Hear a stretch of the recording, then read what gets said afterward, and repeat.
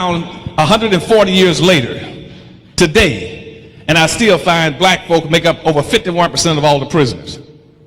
Where have you changed? You don't own anything. You're still in prison. Still work for other people. You're enjoying a social illusion. We can go to someone else's restaurant. We can go to someone else's school.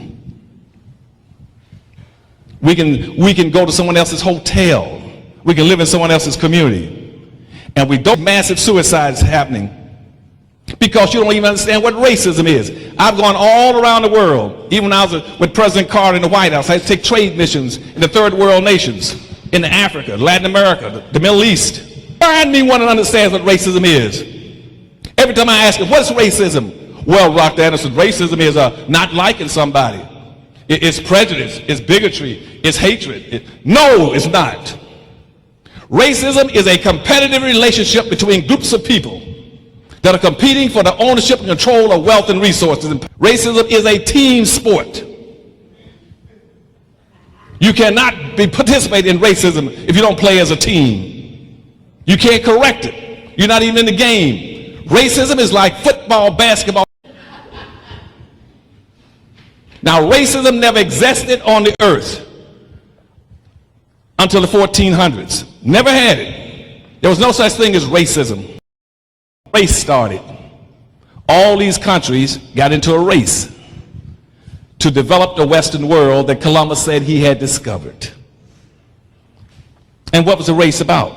They wanted to colonize and get resources, wealth, gold, silver, and cash crops from the West, because they never knew that the Americas existed. People in Europe never knew that there was a North America, Central America, and put them to work as a labor class. Now, the countries that started at race, it started with Arabs. Arabs were the first ones that started enslaving black folk. I don't know if you all know that or not. Arabs were the first ones that started enslaving black folk, and Arabs have been enslaving black folk now for 1,300 years. Arabs first started enslaving blacks in 765 AD when they marched into Africa in what they call in search of the 3 G's, God, glory, and gold.